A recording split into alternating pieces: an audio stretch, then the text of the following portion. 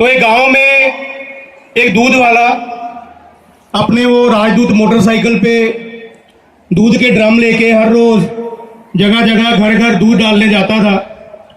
तो रास्ते में एक सीनियर सेकेंडरी स्कूल आता था, तो उस स्कूल का जो घंटी मारने वाला पियोन था रामू, वो दूध वाले का दोस्त था। तो हर रोज वो उसके साथ बात करने के लिए रुकता था। तो स्कूल के बच्चे भी बहुत शरारती थे। एक दिन क्या हुआ, जैसे ही रामू वहां पे रुका तो उसमें एक लड़का, उसको एक शरारत सूझी। उसने एक मेंढक पकड़ा बहुत बड़ा सा, और उसने दूध के ढोल का ढक्कन खोला और उसके अंदर उस मेंढक को छोड़ दिया और ऊपर से ढक्कन बंद कर दिया।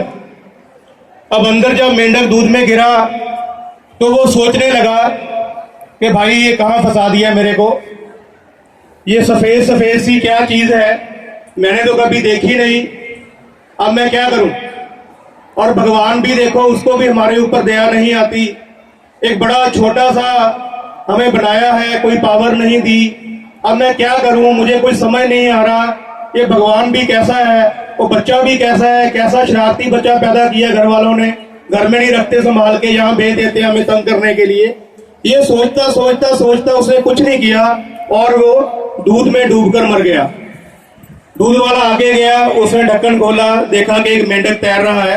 उसने आंख बंद की, मेंढक को उठाया, बाहर फेंका, दूध डाला और आगे चला गया। अगले दिन फिर वही दूध वाला फिर वही स्कूल में रुका।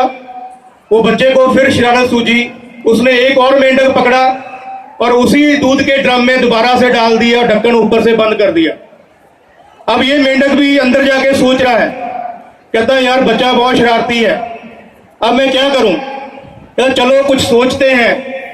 कहता भगवान ने मुझे एक शक्ति दी है, मेरे जो पांव है किसी भी लिक्विड में, तरल पदार्थ में बहुत तेजी से चल सकते हैं, चलो मैं इन्हीं का इस्तेमाल करता हूं। तो वो बहुत तेजी से अपने पांव जो है उसमें दूध में मारने लग गया, और दूध में जैसे उसने पांव मारने शुरू किए, दूध में एक मक्खन का पेड़ा बन गया और वो जंप मार के उस पेड़े के ऊपर बैठ गया और इंतजार करने लगा कि कब वो दूध वाला ढक्कन खोलेगा और वो ड्रम के बाहर आ जाएगा। तो जैसे ही दूध वाले ने दूध डालने के लिए ढक्कन खोला, मेंढक ने छलांग लगाई और वो ड्रम से बाहर जिंदा वापस आ गया। तो दोनों मेंढकों में क्या फर्क था, कोई बता सकता है? दोनों मेंढकों में क्या फर्क था? हाँ जी,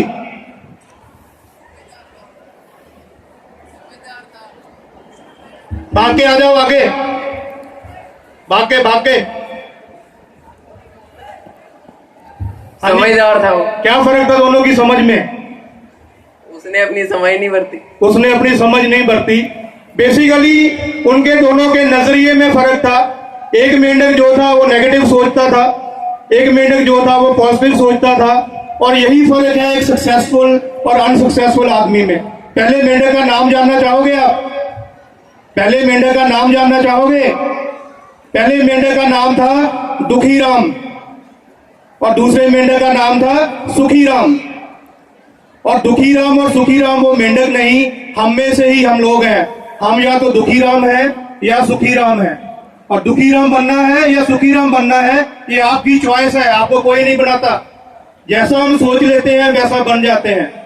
तो आप अभी अपनी उम्र के ऐसे मोड़ पे बैठे हो कि आपको अपनी सोच जो है वो बहुत पॉजिटिव रखनी है, बहुत अच्छी रखनी है, ताकि आप जो है सुखीराम बने, आप दुखीराम ना बने।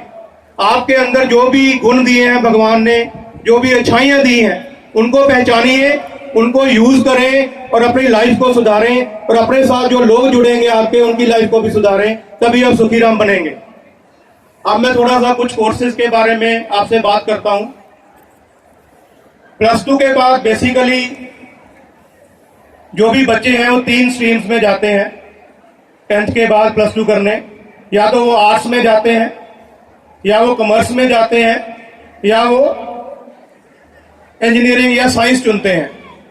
जो बच्चे आर्ट्स में जाते हैं +2 के बाद, उनके लिए आगे बहुत सारी स्ट्रीम्स ग्रेजुएशन में खुली होती हैं।